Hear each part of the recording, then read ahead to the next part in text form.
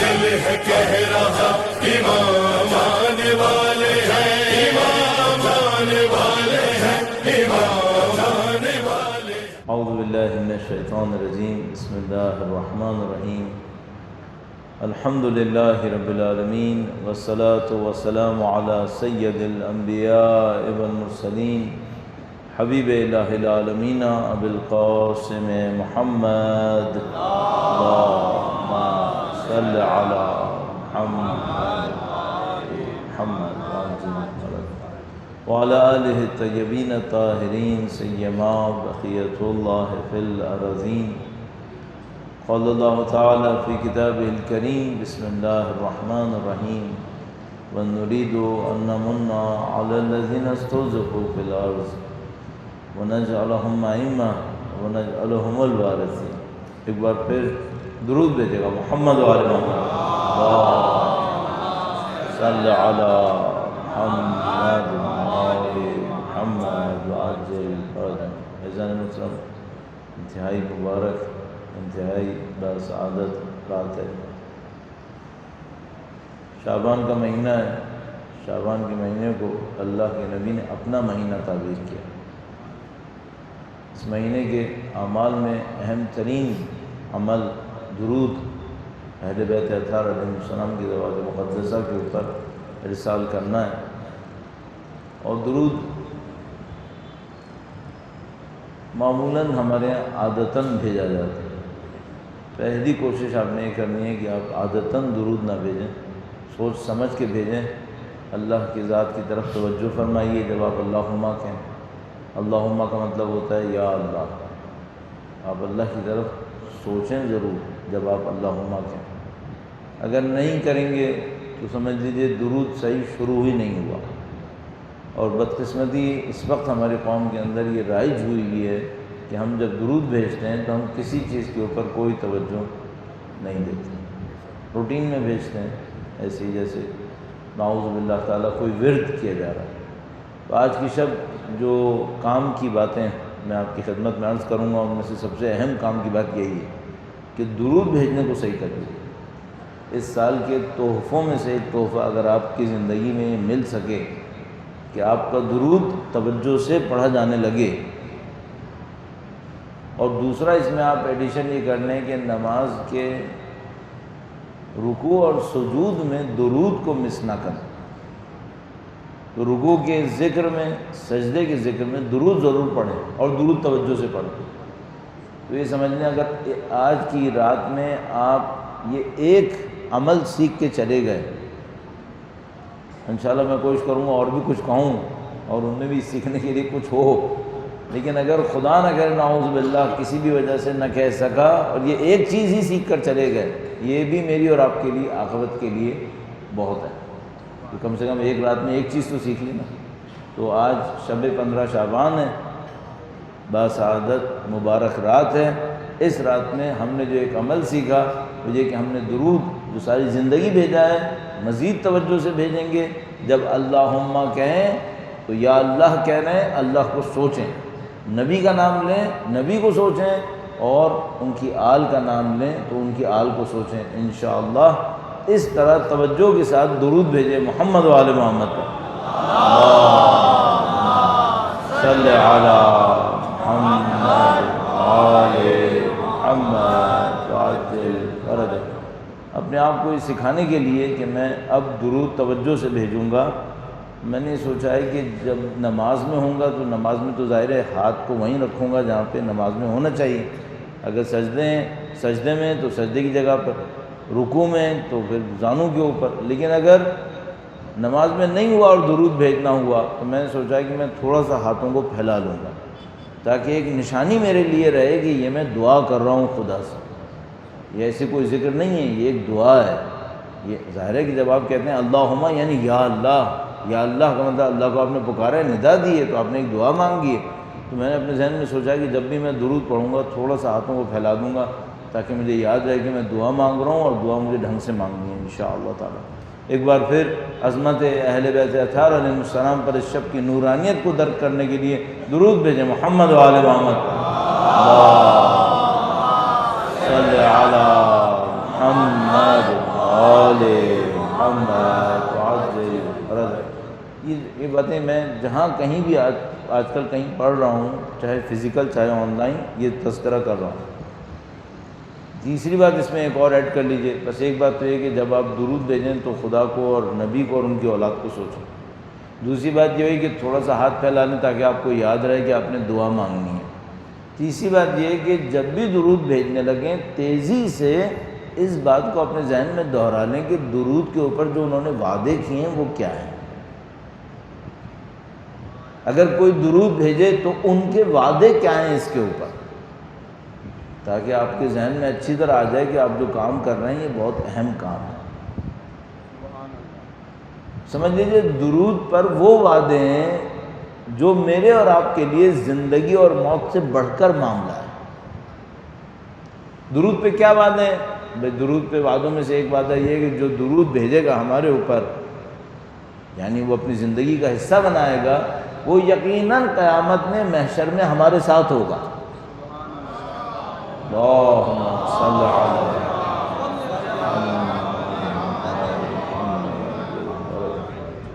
اب بتائیے زندگی اور موت سے بڑھ کر معاملہ ہوا یا نہیں ہوا؟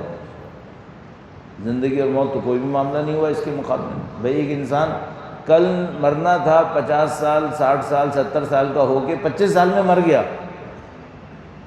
لیکن 25 سال میں مرا اہل بیت کے ہمراہ محشور ہوا، 70 سال میں مرے اور پتہ نہ ہو کہ کہاں محشور ہو، تو کیا بہتر ہے؟ 25 سال میں مر جائے بہتر ہے۔ مصیبت بھی کم جھیلی، اہل بیت کے ہمراہ بھی محشور ہو گئے، زندگی موت سے بڑا معاملہ ہو گیا۔ فرمایا کہ درود بھیجتے رہو، یہ درود تمہاری برزخ کی زندگی میں ہماری نورانیت لے کر آ جائے گی۔ اللہ اچھا ہمیں پتہ ہی نہیں اس وقت کہ برزخ میں نورانیت ہوتی کیا چیز ہے، ہمیں کیا پتہ؟ ہمارے تو زیادہ تر بڑے بھی یہ سمجھتے ہیں جب وہ کہتے ہیں قبر میں نورانیت آئے گی تو سوچتے ہیں شاید اس گڈھے کے نیچے لائٹ جل جائے گی۔ ان گڈھوں میں لائٹ کی ضرورت نہیں ہے، برزخ پوری زندگی ہے، ایک دنیا کی بات نہیں ہے۔ یہ دنیا بہت چھوٹی ہے برزخ کے مقابلے میں۔ یہ جو پوری دنیا ہے جس کے اوپر 7 ارب انسان رہ رہے ہیں، یہ برزخ کے مقابلے میں بہت چھوٹی ہے، برزخ بہت بڑی ہے۔ کیوں؟ بھئی سادہ سی بات ہے، اب تک جو انسان مرے ہیں ان کی تعداد ان سے تو زیادہ ہی ہے جو اب زمین کے اوپر ہیں، تو وہ کہاں ہیں وہ سب لوگ؟ اور یہ دنیا تو چھوٹی ہے، محدود ہے، آپ کے پاس کتنے بڑے گھر ہو جائیں گے؟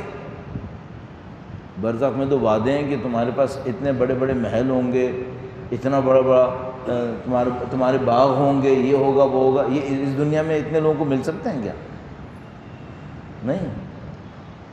وہ سارے منور ہو جائیں گے کب؟ جب تم نبی اور ان کی اولاد پہ درود بھیجو گے۔ اللہ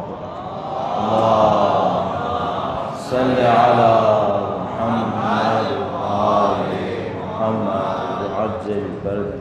آپ کہیں گے مولانا یہ ساری باتیں مرنے کے بعد کی ہیں، کچھ مرنے سے پہلے بھی ملے گا؟ یہ بتاؤ مرنے سے پہلے کیا چاہیے؟ آپ کہیں گے مولانا پیسہ دلوا دو، کوئی کام کاج دلوا دو، کسی کی شادی نہیں ہوئی کہے گا مولانا میری شادی کروا دو، سب یہی تھا نا، ابھی سب لوگ یہی مانگنے کے چکر میں بیٹھے ہوئے۔ نہیں، اس سے بڑی چیزیں، سکون چاہیے، چاہیے نا، عافیت چاہیے، امن و امان چاہیے، اور ایک بہت بڑی چیز ہے بصیرت چاہیے دین کی۔ یہ سب درود کے اندر، سب درود کے اندر۔ اللہ کے نبی کا ارشاد ہے، فرمایا جو میرے اوپر درود بھیجے گا خدا اس پر عافیت کے 20 دروازے کھول دے گا، ایک دفعہ درود پر، ایک دفعہ درود۔ بس جب آپ درود بھیجنے لگے نا تو ان تمام اثرات کو تیزی کے ساتھ اپنے ذہن میں دہرائیے گا۔ بھئی آج مثال کے طور پر صبح میں گھر سے نکلا، کسی مشکل میں پھنس گیا، نعوذ باللہ، فرض کیجئے، کل یہ ہو سکتا ہے یا نہیں ہو سکتا؟ ممکن ہے آج رات کے میرے درود نے کل کی میری وہ مشکل دور کرنی ہو۔ یہ ہو سکتا ہے نہیں ہو سکتا؟ ہو سکتا ہے۔ ممکن ہے کہ میرے بچے کہیں کسی مشکل میں پھنسنے والے تھے، اور فرشتے خدا سے کہیں خدایا اس نے تیرے نبی اور ان کی آل پہ درود بھیجا، اس کے بچے کو بچائیں یا نہیں بچائیں؟ نبی فرما رہے ہیں عافیت کے دروازے کھل جائیں گے تم کو۔ شب عید ہے اور آج کی رات یہ درس میں نے آپ کی خدمت میں تفصیل سے عرض کر دیا، صحیح؟ اس کو اپنی زندگی کا حصہ بنائیے تاکہ انشاءاللہ کام آپ کریں گے ثواب مجھے ملے گا۔ میں تو انویسٹ کرنے آیا ہوں نا، میں ٹائم انویسٹ کروں گا، مجھے کچھ ریٹرن چاہیے، تو میرا ریٹرن یہ ہوگا کہ آپ درود بھیجتے رہیں گے، پھر آپ کی نسلیں درود بھیجیں گی، آپ کی زندگی پہ درود کا اثر ہوگا، آپ کے والدین کے اوپر، آپ کے ہمسایوں کے اوپر، سب کا ثواب مجھے بھی اور جنہوں نے یہ جگہ منعقد کیے انہیں بھی، اور جو اس میں کسی بھی طریقے سے شریک ہوئے انہیں بھی، اور آپ جو یہاں پہ تشریف فرمائیں اس محفل کا حصہ ہیں آپ کو بھی۔ آپ کہیں گے مولانا ایک آدمی کے درود بھیجنے پہ سب کو ثواب ملتا رہے گا؟ بھائی اگر دینے والا میں ہوتا تو کسی کو نہیں دیتا، یہ دینے والا خدا ہے، وہ کریم ہے۔ اللہم صل علی محمد آل محمد عاجل۔ بھائی یہ کوئی بینک تھوڑی ہے کہ دو لو دو دو، یہ تو نہیں ہوتا وہاں پہ، یہ تو خدا کا نظام ہے، کریم ہے خدا۔ یہ تو بات ہو گئی درود کے حوالے سے جو انتہائی اہم تھی۔ اب مجھے آج کی شب کی مناسبتوں میں بہت ساری چیزیں مل رہی ہیں، بہت ساری چیزیں۔ زندگی میں کیا مانگنا ہے آپ نے؟ آج سب مانگنے کے لیے آئے، کچھ تو مانگیں گے آپ، کیا مانگیں گے؟ آج شب مرحومین کی بھی شب ہے، مغفرت کی شب ہے، خاص کر آپ کے اور ہمارے وہ مرحومین جو اسی سال دنیا سے رخصت ہوئے۔ شب جمعہ کے لیے ہمارے پاس روایت ہے کہ شب جمعہ مرحومین گھر پہ آ جاتے ہیں جن کو اللہ اجازت دیتا ہے، وہ اپنے گھروں پر آتے ہیں اور اپنے پسماندگان سے کہتے ہیں ہمارے لیے کچھ تو کر لو، تمہیں نہیں پتہ ہم کس مشکل میں، کچھ کر لو ہمارے۔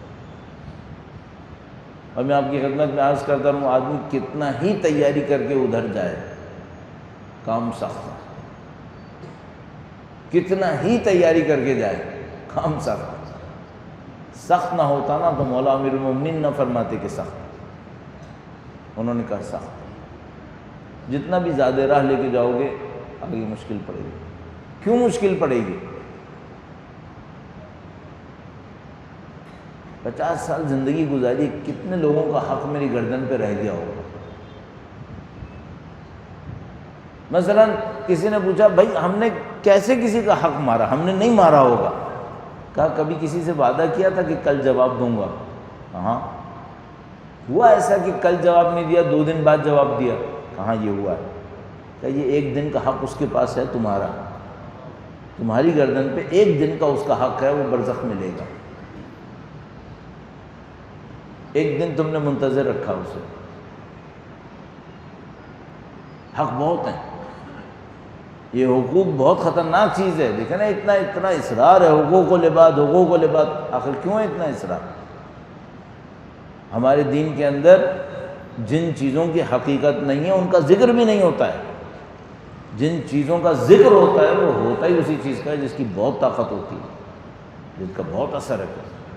اب حقوق العباد کا اتنا ذکر ہے، یہاں تک ذکر ہے کہ اللہ کے نبی کے صحابی جو سالوں نبی کے ساتھ جہاد میں شریک تھے، دفن ہونے لگے تو ان کی والدہ نے دیکھا کہ میرے بیٹے کو اللہ کے نبی دفنانے آئے، تو کہا کہ تمہاری خوش قسمتی، خدا تمہیں مبارک کرے۔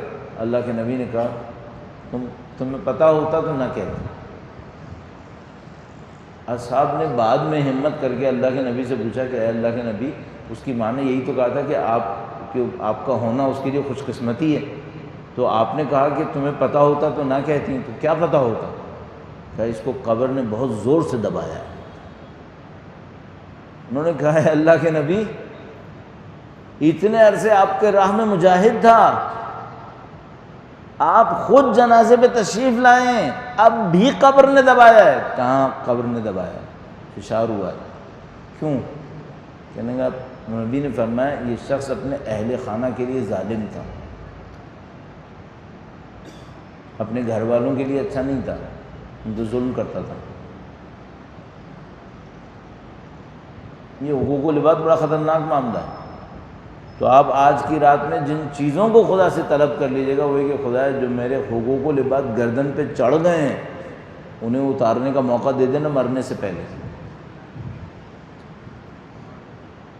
اور اگلی زندگی میں مزید حقوق چڑھانے سے مجھے بچا لینا۔ یہ اتنا ہی کافی ہے جو ابھی تک بھی آ گئے ہوں گے۔ تو مانگنے کے لیے یہ بہت اچھی چیز ہے۔ ہمیشہ اپنی برزخ کو اپنی آنکھوں کے سامنے رکھیں نا تو آپ کا مانگنے کا اسٹائل چینج ہو جائے گا۔ ہم لوگ اس دنیا کے دھوکے میں رہ کر دنیا ہی دنیا مانگتے رہتے ہیں اللہ سے، جبکہ خدا خود فرماتا ہے کہ اس دنیا کی تو کوئی حیثیت ہی نہیں ہے۔ اب کوئی کیا مانگنا برا ہے؟ نہیں، مانگیں، کوئی مسئلہ تھوڑی ہے، ضرور مانگیں، لیکن یہ سوچ کے مانگیں کہ بالآخر اس دنیا میں کتنے سال جینا ہے۔ ہم نے جینا کہیں اور ہے، ہم بنے کہیں اور کے لیے ہیں، وہاں کے لیے مانگو۔ اور یہ جو حقوق والی میں نے بات بتائی یہ دوسری امپورٹنٹ بات ہو گئی آج رات کے لیے، اس کو آپ نے اپنے ذہن میں رکھنا ہے اور ساری رات اس بات کے اوپر توجہ دینی ہے کہ خدا حقوق العباد کا معاملہ خطرناک ہے۔ ماں باپ کے حقوق، ہمسائے کے حقوق، میں نے عرض کیا، روایتیں کہتی ہیں اتنا کہ تم نے ایک آدمی سے وعدہ کیا 2 دن بعد پورا کیا جبکہ کہا تھا کل، اس کا بھی حق ہے، اس کا بھی حق ہے۔ یہ 2 باتیں امپورٹنٹ ہو گئی، ایک اور 2-3 باتیں اور بھی عرض کرنی ہے۔ درود بھیجے گا محمد و آل محمد پر، اللہم صلی علی محمد و آل محمد وعجل فرجہ۔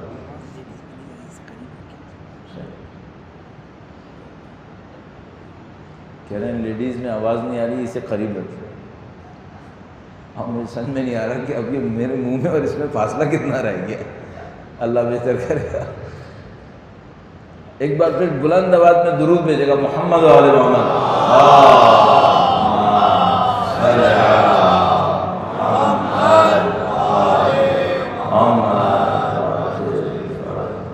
تیسری اہم بات،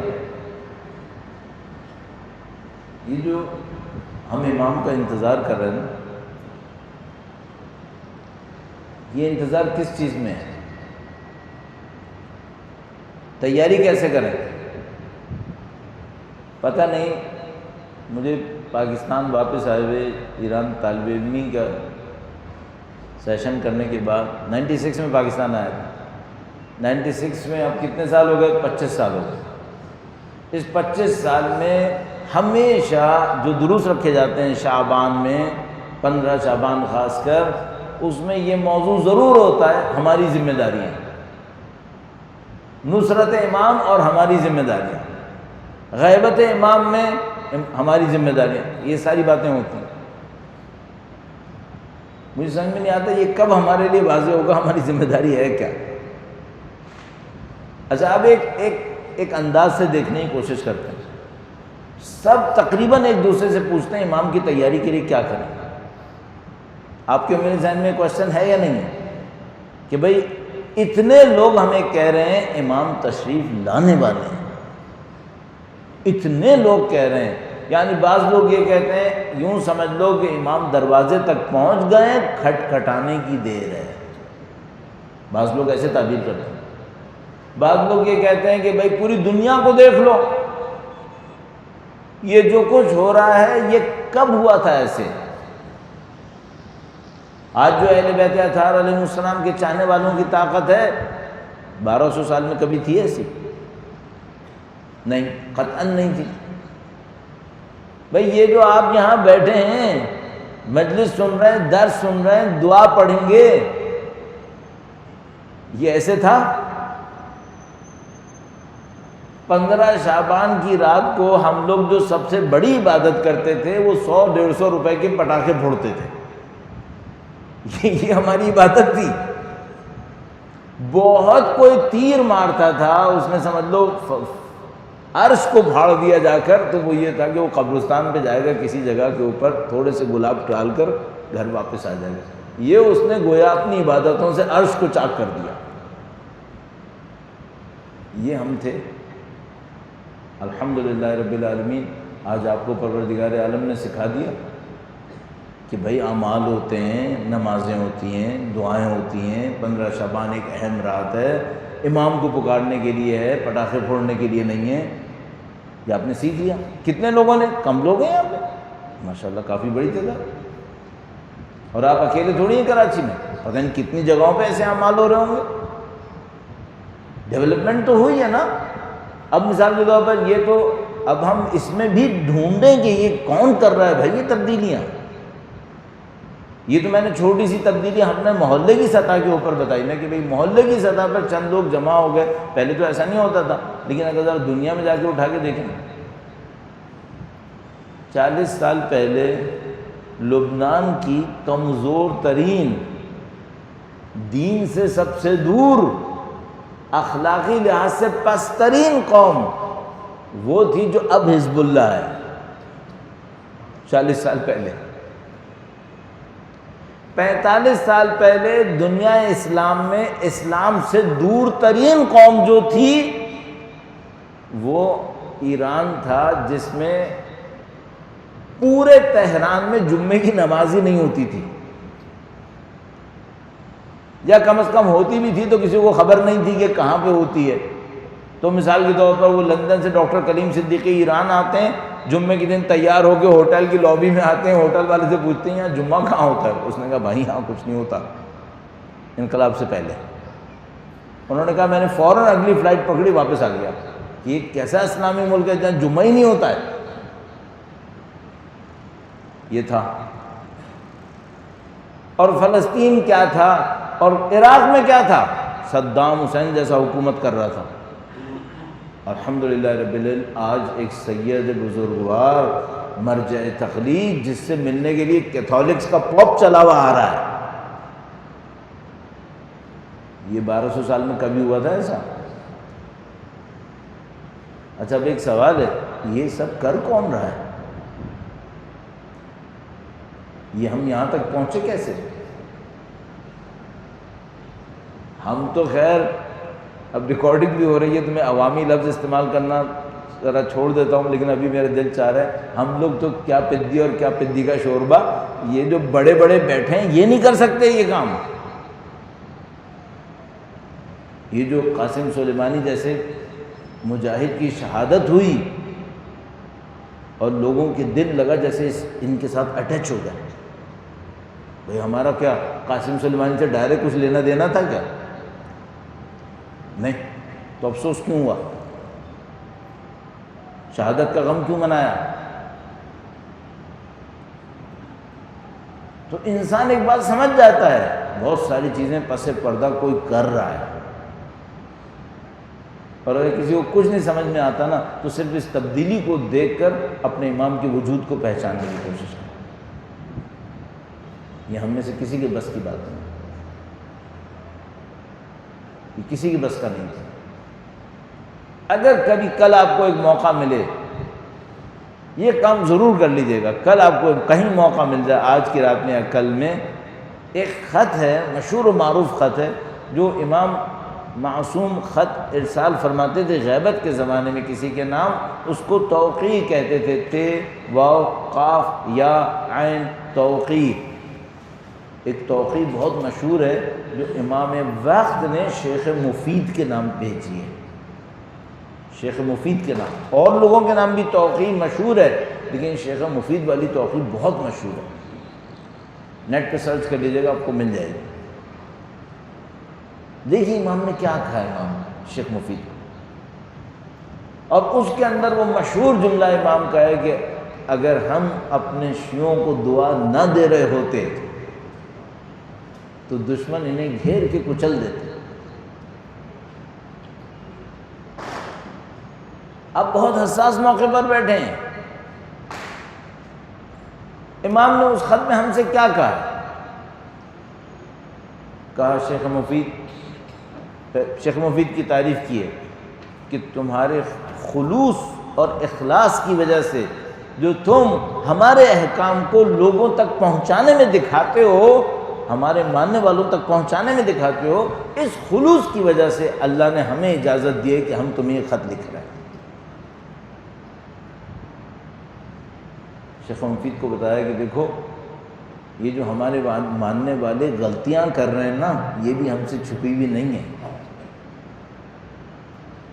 امام نے فرمایا اس کے اندر بڑا عجیب ایک جملہ فرمایا، کہا تم میں سے اکثر نے جو غلطیاں کی ہیں وہ ہم سے چھپی ہوئی نہیں ہیں۔ اس جملے پہ غور کیجیے گا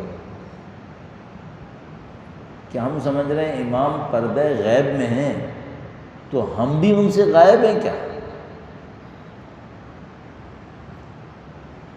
ہمیں نہیں جانتے وہ کیا ہیں؟ ہم معذرت کے ساتھ عرض کر رہا ہوں اپنے جیسے کہ عرض کرو، ہمارے کرتوت نہیں پہچانتے کیا؟ ہم نے کیا کیا ستم ڈھائے ہوئے ہیں، یہ انہیں نہیں پتا کیا پتا ہے؟ اب بھی ہم سے امید لگا رہے ہیں کہ تم لوگ بہتر بن جاؤ۔ آج کی رات ان تمام چیزوں کی توبہ کریں جو ہمیں پتہ ہے ہم نے کی ہیں، صحیح نہیں کی، ان سب کی توبہ کریں۔ تیاری کیا کریں؟ اب مجھے آپ کی خدمت میں ایک سادہ سی بات عرض کرنی ہے، اور وہ اس طریقے سے کہ ایک پورا نظام اشارے میں تیزی سے آپ کی خدمت میں عرض کروں گا، اور اس میں تیاری کا معاملہ بھی ٹچ ہو جائے گا انشاءاللہ۔ اور مجھے کچھ ایسے عرض کرنا ہے کہ آپ کو اور مجھے یہ سمجھ میں آئے کہ بھائی اب کرنا کیا ہے، فلسفیانہ باتیں نہ ہوں، صرف کچھ پریکٹیکلی پتہ چلے بھائی یہ کرنے کا کام ہے۔ درود بھیجے گا محمد و آل محمد،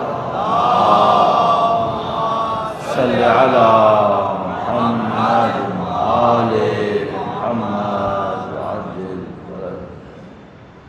دیکھیے جو خدا کا نظام ہے، اس لیے ہم اس کو نظام کہتے ہیں، یہ ٹکڑے ٹکڑے نہیں ہیں، یہ پورا ایک نظام ہے۔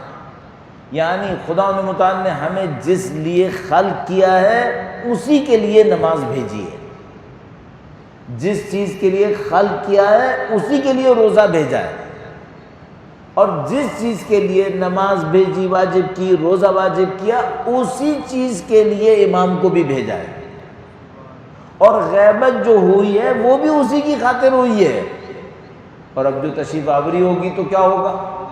اسی کی خاطر ہوگی۔ وہ کیا ہے؟ دیکھیے بہت ساری چیزیں اس دوران میں ہوں گی، مثلا قاتلان سید الشہداء سے بدلہ لیا جائے گا یا نہیں لیا جائے گا؟ واللہ لیا جائے گا، اس کے بغیر عدل ہو ہی نہیں سکتا۔ زمین کے اوپر حاکمیت اہل بیت اطہار علیہ السلام کی قائم ہوگی یا نہیں ہوگی؟ قطعاً ہوگی، اس کے بغیر پھر نجعلہم ائمہ ونجعلہم الوارثین وہ کیسے محقق ہوگا؟ پھر یہ سب ہوگا۔ اصل کیا ہے؟ تو مثال کے طور پر قصہ مختصر کرتے ہوئے، بھئی اصل یہ ہے کہ آپ اور میں نماز کیوں پڑھ رہے تھے، کس نیت سے پڑھ رہے تھے؟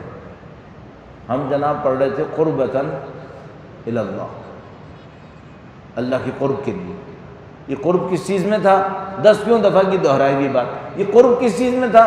یہ قرب تھا اللہ کے اسماء الحسنی کے اندر، کہ بھئی خدا صادق ہے، میں نماز پڑھوں گا میرے اندر بھی صدق آئے گا، صداقت آئے گی۔ خدا کریم ہے، میرے اندر بھی کرامت آئے گی۔ خدا متعال رزاق ہے، فیاض ہے، سخی ہے، جواد ہے، میں بھی دینے والا بن جاؤں گا اگر میری نمازیں قبول ہوئیں، اگر میری عبادتیں قبول ہوئیں۔ تو پیرامیٹر قرب کا کیا ہوا؟ قرب کا پیرامیٹر ہوا اسماء حسنہ سے قرب۔ اچھا، امام کی ہستی کون سی ہستی ہے؟ پوری کائنات اسماء حسنہ پر ہے، ہم سب کو معلوم ہے۔ آپ جہاں کہیں بھی دعا میں دیکھیں نا، بسم کا، بسم اے خدایا تجھے واسطہ تیرے اسم کا، وہ اسم یصلح بہ الاولون والآخرون، دعائے عہد کے اندر آپ کہتے ہیں خدایا تجھے تیرے اس اسم کا واسطہ جس سے تو نے زمین و آسمان کی اصلاح کی ہے۔ سارا نظام اسم کے اوپر ہے، خدا کے اسماء حسنہ ہے جس سے سارا نظام چل رہا ہے۔ نبی کی ذات کون ہوتی ہے؟ امام کی ذات کون ہوتی ہے؟ نبی اور امام وہ ہوتے ہیں جس کے اندر اللہ کے اسماء حسنہ سب سے زیادہ متجلی ہوتے ہیں۔ پوری روئے زمین کے اوپر اب تک جتنے لوگ آئے، کس ہستی کے اندر اللہ کے اسماء حسنہ سب سے زیادہ نظر آئے؟ نبی خدا کے اندر۔ واضح ہے۔ اور مولا امیر المومنین نبی خدا ایک ہی نور کے، تو یہ اسماء حسنہ کی سب سے بڑی تجلی نبی میں ہوئی اور ان کے وسیع میں ہوئی۔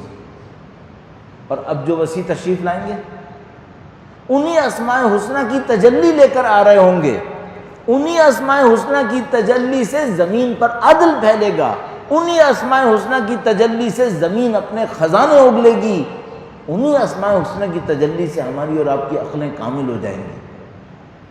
پھر تیاری کس کی کریں؟ اسلحے کی، دولت کی نہیں، اسماء حسنہ اپنے اندر لانے کی۔ کیوں؟ بہت سادہ سی ایک بات ہے بھائی، جو پوری زمین کے اوپر عدل پھیلائیں گے اور خدا کے عدل کی کامل تجلی ہوں گے، وہ ظالموں سے مدد لیں گے۔ تو آپ کے اندر خدا کا اسم عادل آنا چاہیے یا نہیں آنا چاہیے؟ اگر نہیں آیا تو آپ اس عادل امام کا ساتھ کیسے دیں گے اگر آپ کے اندر عدل نہیں ہوا؟ البتہ ایک حد تک عدل ہم لائیں گے، بعد میں اس صفت کو کمال نصیب ہوگا امام کی نظر لطف سے۔ یہ ہمیں پتہ ہے، سارا کام ہم نہیں کر سکتے، ایک حد تک ہم لے کر جائیں گے۔ تو آپ تیاری کس چیز میں کریں؟ اس میں کون سی چیز چھپی ہوئی ہے؟ اسماء حسنہ میں تیاری کرو۔ آپ پوچھو میرے اندر خدا کے اسماء حسنہ میں سے کتنے متجلی ہو رہے ہیں؟ خدا صادق ہے، میں صادق ہوں یا نہیں ہوں؟ اچھا اب میں آپ کی خدمت میں ایک مثال عرض کرتا ہوں۔ فرض فرمائیے نعوذ باللہ تعالی کسی بھی وجہ سے ایک بندہ صادق نہیں ہے، عادل نہیں ہے، سخی نہیں ہے، لیکن یہ بندہ دنیا کا بہترین توپ چلانے کا ماہر ہے۔ امام کے لشکر میں اس کے لیے جگہ ہے یا نہیں ہے؟ ایک بندہ ہے اس کے دل میں روحانیت نہیں ہے، معنویت نہیں ہے، اللہ کی طرف انابہ، منیب، جو خدا متعال نے حضرت ابراہیم علیہ السلام کی صفت بتائی تھی کہ ان کے اندر صفت انابہ ہے، یہ اس بندے کے اندر نہیں ہے۔ یہ خدا کے ساتھ کبھی راز و نیاز نہیں کرتا، یہ خدا کو کبھی تنہائی میں نہیں پکارتا، نہ خدا کے سامنے کبھی گڑ گڑایا ہے، لیکن دولت میں ہمارے زمانے کا بل گیٹس ہے۔ یہ امام کے اوان و انصار میں آئے گا یا نہیں آئے گا؟ آپ مجھ سے کہیں مولانا بل گیٹس کیا، اگر 50 لاکھ بل گیٹس بھی جمع ہو جائے نا اور اس کے دل میں خدا نہیں ہوا، یہ امام کا ساتھ نہیں دے پائے گا۔ مبالغہ کیا میں نے کیا؟ پھر میں اور آپ کیسے ساتھ دیں گے اگر ہماری اندر کی حالت صحیح نہیں ہوئی؟ تو خود ہی تو آپ منع کر رہے ہیں کہ نہیں ہوگا ایسا۔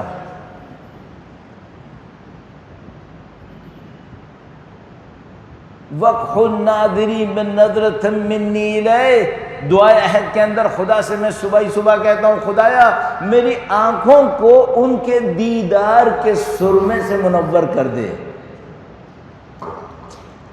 اور پھر شام کو بیٹھ کر انہی آنکھوں کو جن کو امام کے دیدار سے منور ہونا تھا ٹیلی ویژن کی فحشا دیکھ کر تاریکی میں مبتلا کرتا ہوں، اور پھر دوبارہ صبح کو کھڑا ہو کے کہتا ہوں اللہ سے وَقْحُ النَّاظِرِ بِنَظْرَةٍ مِّنِّي إِلَيْهِ۔ کیا مذاق بنایا ہوا ہے؟ یہ کیا دھوکہ ہے؟ ایک بات طے کر لو، یہ چاہیے یا وہ چاہیے؟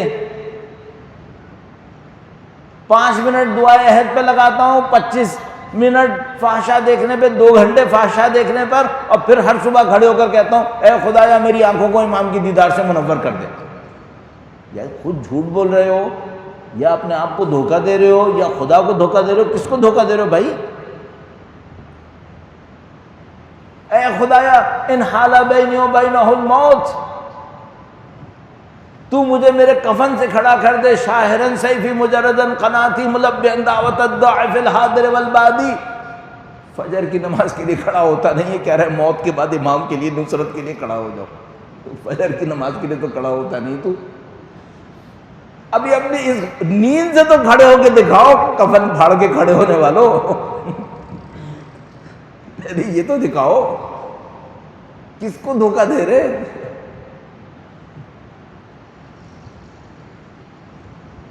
اب یہاں پہ الجل خوب زور زور سے بولیں گے، اس کے بعد 4 اپنے سکے خطرے میں پڑ جائیں، ایمان کو بھی ہٹا دیتے ہیں.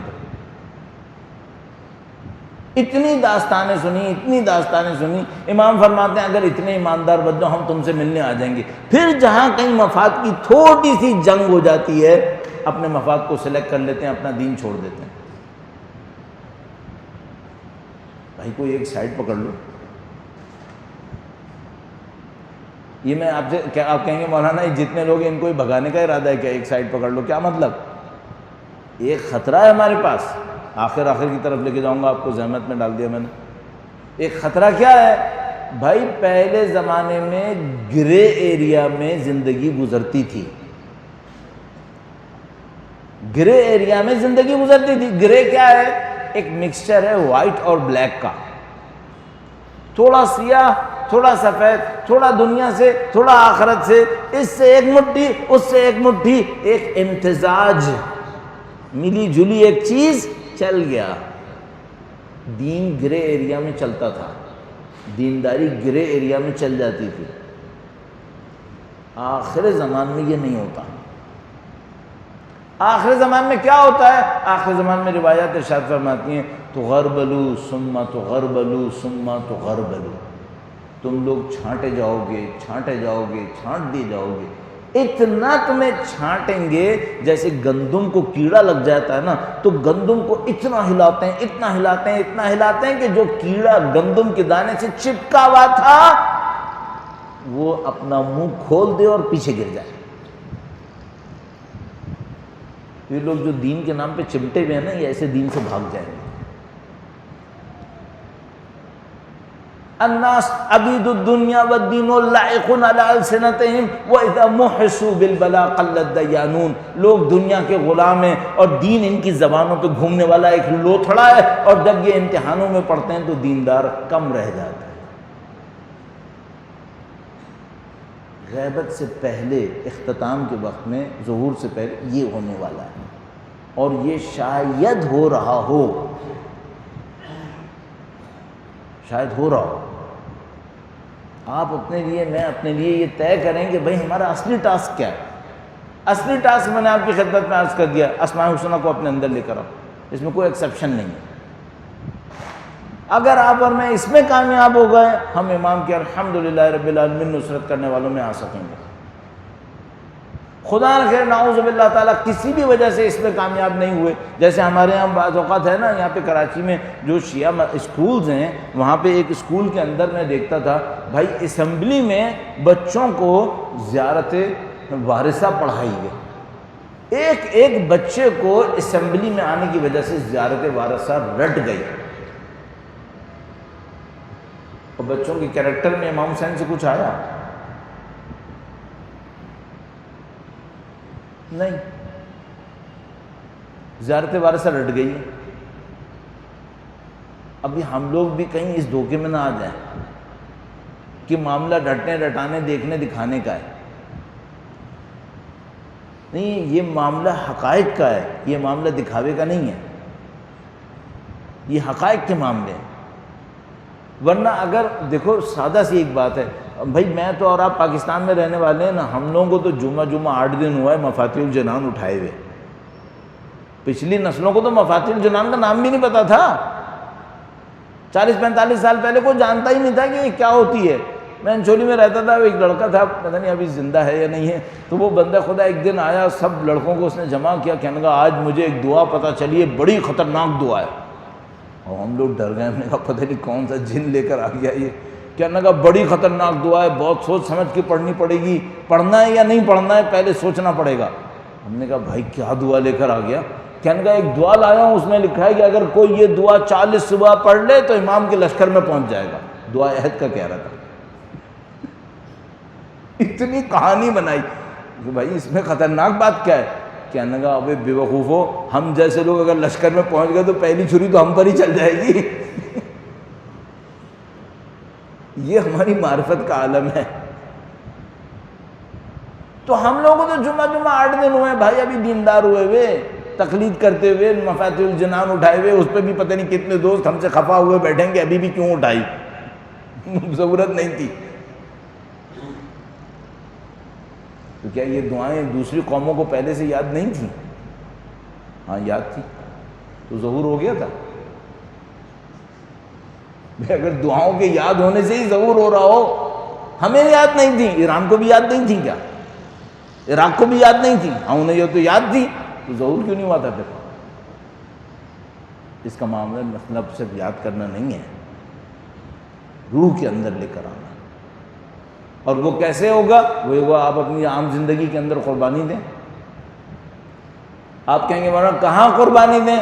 وہ IS والے آئے تھے، ان کو بھی عراقیوں ایرانیوں نے شکست دے کے بھگا دیا، اب ہم کہاں جائیں قربانی دینے؟ ہمارے کچھ بیچارے گئے تھے شام میں دفاع کرنے کے لیے، آج تک حکومت ان کے پیچھے پڑی ہوئی ہے، مسنگ ہو گئے بیچارے،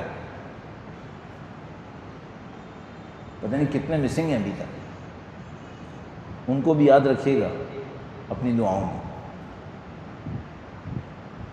جس کا بیٹا یا باپ 4 سال سے نظر نہ آیا ہو کہیں پہ، قبر بھی ہوتی ہے نا، سکون آ جاتا ہے۔ انسان ہر 2 دن بعد قبر پہ جا کے آنسو بہا لے کے اپنے دل کو تسلی دے دیتا ہے، نہ پتا ہو کہ کہاں ہے، گلے سے پانی بھی نہیں اترتا پھر تو، کہ میں پانی پی رہا ہوں پتہ نہیں اس کو پانی ملا یا نہیں ملا۔ بہت سخت ہے، بہت سخت ہے یہ معاملہ۔ ان کو ضرور دعاؤں میں یاد رکھیے گا۔ تو ہم کہاں امتحان دیں گے؟ اپنی اسی عام زندگی میں ٹوٹو نے کہاں امتحان ہو رہا ہوگا؟ ہو ہی نہیں سکتا میرے اور آپ کا امتحان نہ ہو رہا ہو۔ لوگ امتحانوں کو دے دے کے قاسم سلیمانی بن گئے،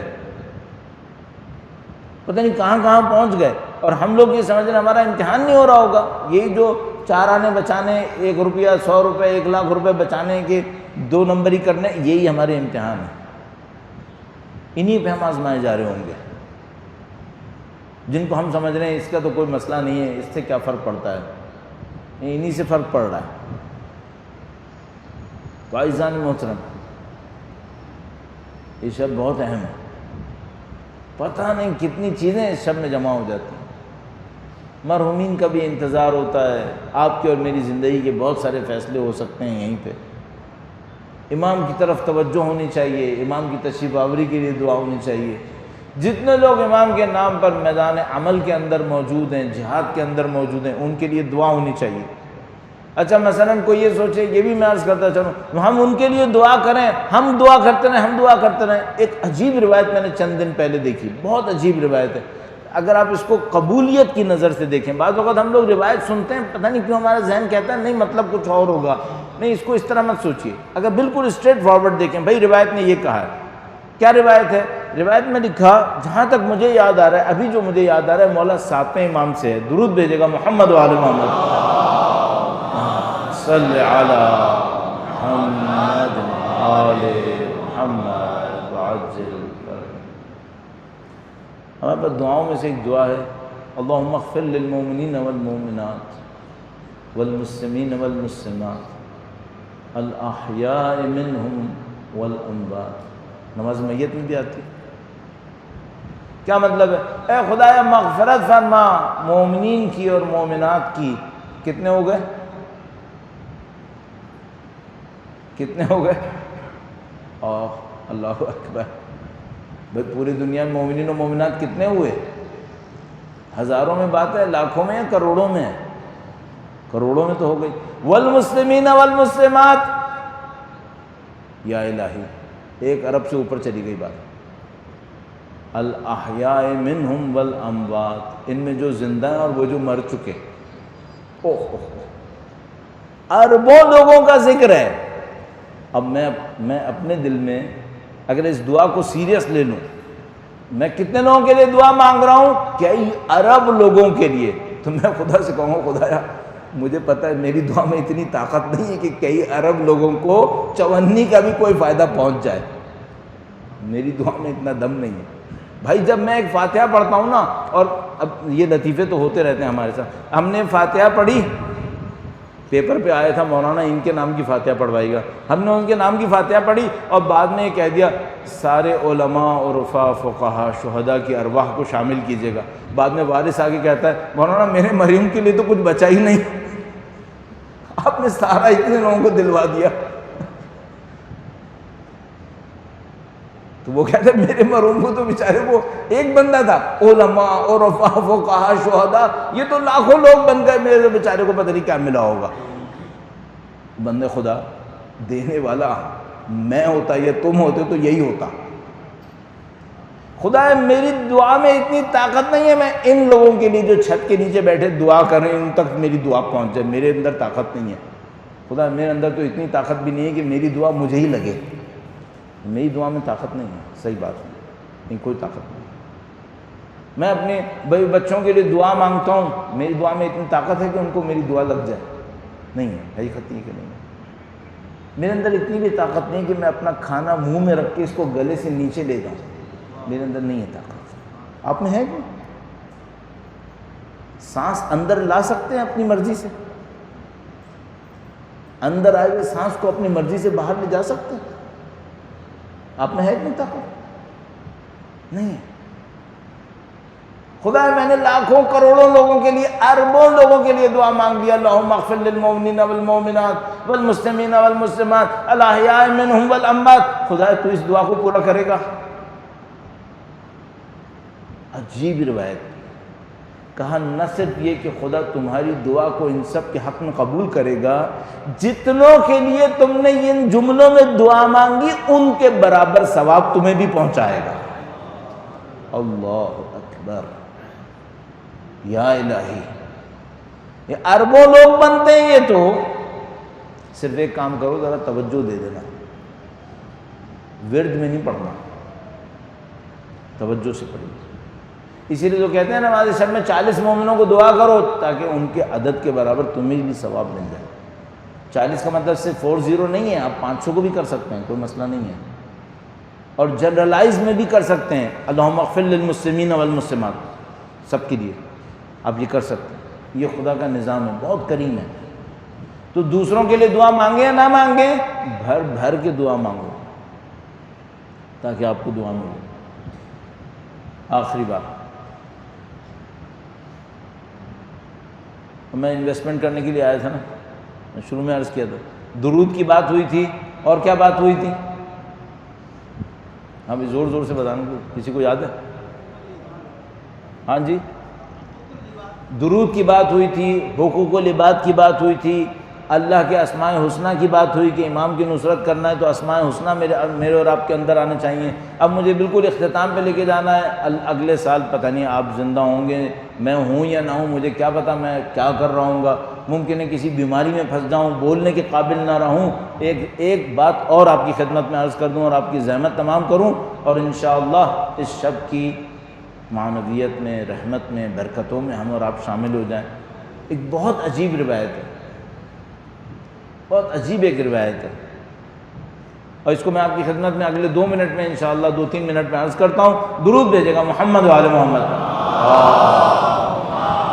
صلی علی محمد آل محمد وعجل فرج۔ بھائی میری عمر اب اتنی ہو گئی ہے کہ مجھے یہ کھٹکا لگے کہ کیا پتہ کب ختم ہونے والی۔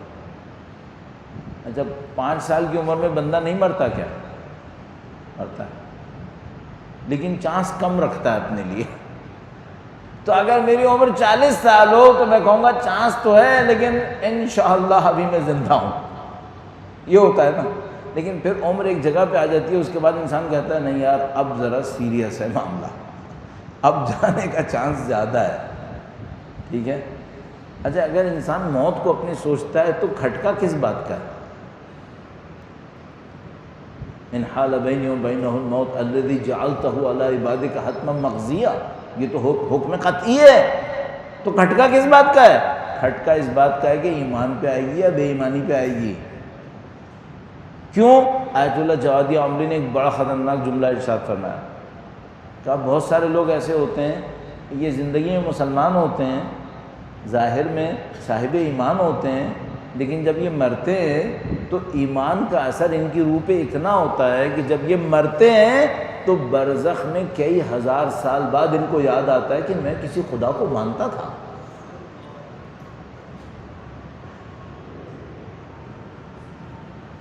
مرتا ہے تو اتنا شدید جھٹکا لگتا ہے، جتنے بھی اس کے اوپر لدھی ہوئی چیزیں تھیں، نام یہ وہ سب چھٹ جاتے ہیں۔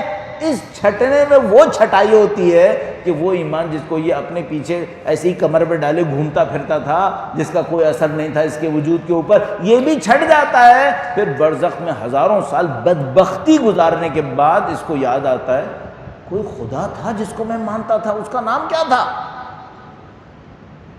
میں کسی نبی کو مانتا تھا، ابھی نام کیوں نہیں یاد آ رہا؟ یہ سیریس تھریٹ ہے یا نہیں ہے؟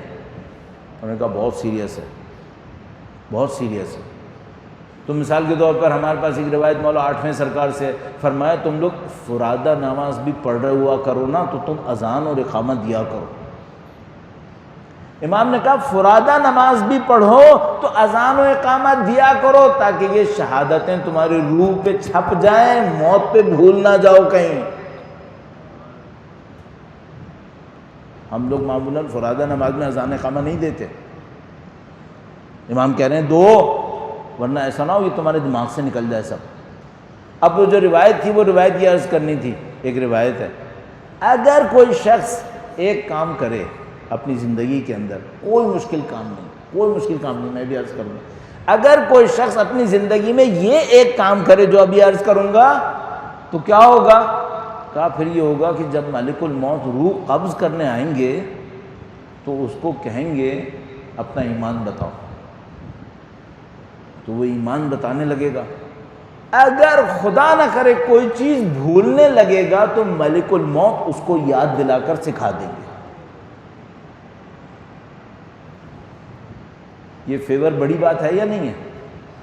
وہ جو ہمارے یہاں کالج کے زمانے میں ہوتا تھا نا، انویجیلیٹر ہی ہمیں چیٹ کرانے کے لیے بیٹھ جائے، بھائی ملک الموت آتا ہے تو سب کی روح خراب ہو جاتی ہے، حالت خراب ہو جاتی ہے، ایمان دماغ سے نکل جاتا ہے۔ وہ ملک الموت خود بتائے کہ مرنے سے پہلے یاد رکھو تمہارا ایمان یہ تھا، تمہارا خدا ہے، تمہارا نبی ہے، تمہاری کتاب ہے۔ خود مالک الموت ایمان تلقین کرتے ہیں۔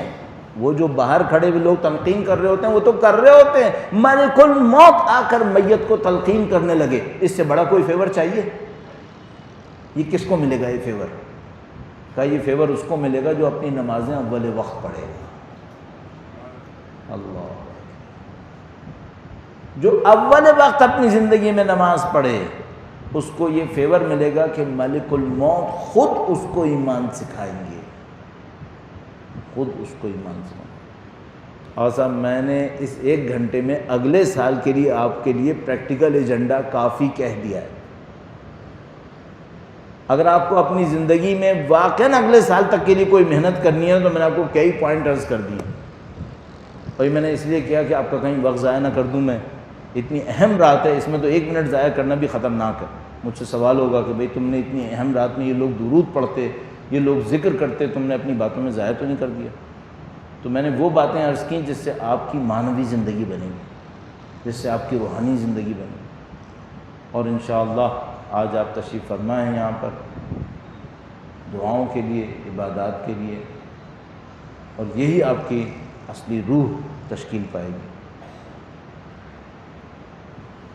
وقت تو ختم ہو گیا، آخری پوائنٹ دعا سے پہلے، پتہ نہیں برادر تشریف لائے آ چکے ہیں دعا کے لیے یا نہیں، اگر آ ہی رہے ہوں گے تو میں ایک پوائنٹ اور عرض کر دیتا ہوں۔ دعا میں دم کیسے آتا ہے، جان کیسے آتی ہے؟ کہہ دیں پوائنٹ؟ اچھا ٹھیک، اجازت دے دی انہوں نے۔ درود بھیجے گا محمد و آل محمد پر، صلی علی محمد و آل محمد وعجل فرجہ۔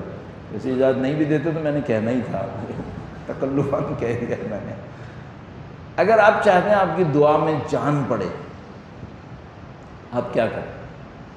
ظاہر ہے یہ لوگ ابھی تھوڑا سا لائٹس وغیرہ شاید بند کریں گے تاکہ جب آپ دعا مانگیں تو آپ اپنی دعا کے اندر توجہ دے سکیں اور وہ سارا ماحول تیار کریں گے. لیکن ایک پوائنٹ آپ کے لیے، آپ بالکل ایسے دعا مانگیے گا، آپ ایسے دعا مانگیے گا جیسے آپ خدا کے سامنے بیٹھے ہوئے. اور تھوڑا سا ایڈ کر دیتا ہوں اس میں، اور اس دعا کے آخر میں آپ کی روح قبض ہونے والی ہے.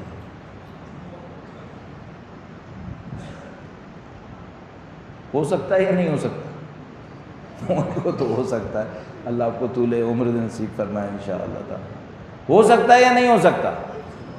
ہو سکتا ہے. تھوڑی دیر کے لیے سوچ لیجیے گا. ابھی آپ دعا مانگنے لگے نا تو یہ سوچ لیجیے گا خدایا تو مجھے دیکھ رہا ہے اور یہ جو میں کچھ کہہ رہا ہوں نا یہ میری آخری جملہ ہے. اب خدا سے کچھ کہنا ہے یا نہیں کہنا ہے؟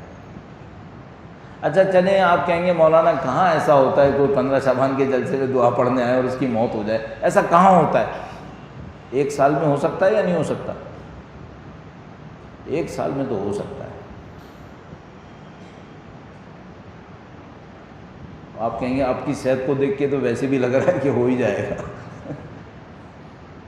ہو سکتا ہے یا نہیں ہو سکتا؟ ہو سکتا ہے. گارنٹیڈ ہے کہ اگلے سال 15 شعبان کی رات ملنے والی ہے؟ گارنٹی ہے. اچھا یہ گارنٹی ہے کہ شب قدر ملنے والی ہے؟ گارنٹی ہے؟ نہیں.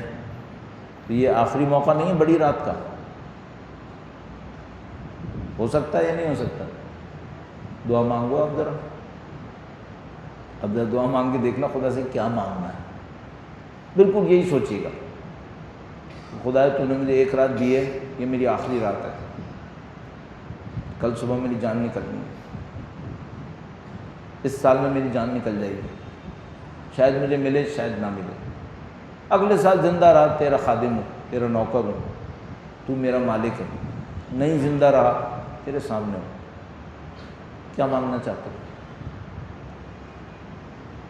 چلیے ایک اور سینیریو. نہیں نکل رہی جان یار مت گھبراؤ، شب قدر کو امام آنے والا. یہ تو ہو سکتا ہے یا نہیں ہو سکتا؟ یہ تو ہو سکتا ہے. کیا مانگنا ہے پھر؟ یہ سب سوچنا. اب رات گزاریے گا، اب یہ رات گزاریے گا. سوچیے گا مولانا آخری رات ہے، آپ کی تشریف آوری ہونے والی ہے، میں پیچھے نہ رہ جاؤں. دیکھو 2 کھٹکے ہیں ہم لوگوں کو صرف. ویسے تو ہر چیز میں دم نکلتا ہے ہمارا، اولاد کے معاملے میں، پیسے کے معاملے میں، عزت، ہر معاملے میں دم نکلتا ہے. لیکن 2 چیزوں میں بہت دم نکلتا ہے. ایک کیا؟ امام آئیں اور میں نصرت نہ کر سکوں، زندگی برباد ہو. یہ نہ ہو جائے کہ وہ آئیں اور میں کچھ نہ کر سکوں. یہ نہیں ہونا چاہیے. مجھے ان کے لشکر میں ہونا ہے. دوسرا کس بات پہ دم نکلتا ہے؟ اس پہ دم نکلتا ہے کہ میری موت ایمان پہ نہ آئی تو کیا ہوگا. آج کی رات موقع ہے، آپ مانگیں اللہ سے.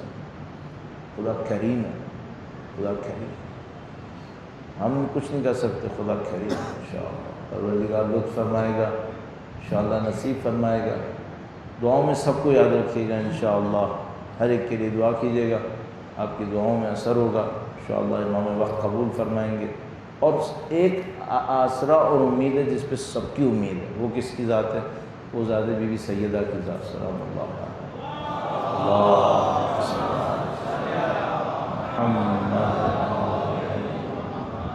ان کی ذات سے سب کی امید. پروردگار انشاءاللہ اس عبادت کو ہم سے اور آپ سے قبول فرما. اللہ سے دعا کرتے ہیں خدایا اس شب کی برکتیں ہمیں نصیب فرما، اس شب کی رحمتیں مغفرتیں ہمیں نصیب فرما. اس شب کے اعمال انجام دینے والوں کے صدقے میں، صاحب شب کے صدقے میں، اہل بیت کے نام کے صدقے میں، خدایا تیرے اسماء حسنہ کے صدقے میں ہمارے اور ہمارے مرحومین کے تمام گناہان صغیرہ و کبیرہ کی مغفرت فرما. خدایا امام کی نصرت کی سعادت نصیب فرما. اے خدایا نام امام کے صدقے میں ہمارے بیماروں کو شفا نصیب فرما، بے گناہ اسیروں کو آزادی اور رہائی نصیب فرما، جو گمنامی کے اندر نظروں سے غائب ہیں پاک پروردگار انہیں اپنے اہل خانہ سے ملنے کے موقع نصیب فرما۔ اے پاک پروردگار زندگی کا اختتام امامت کی راہ میں شہادت قرار فرما۔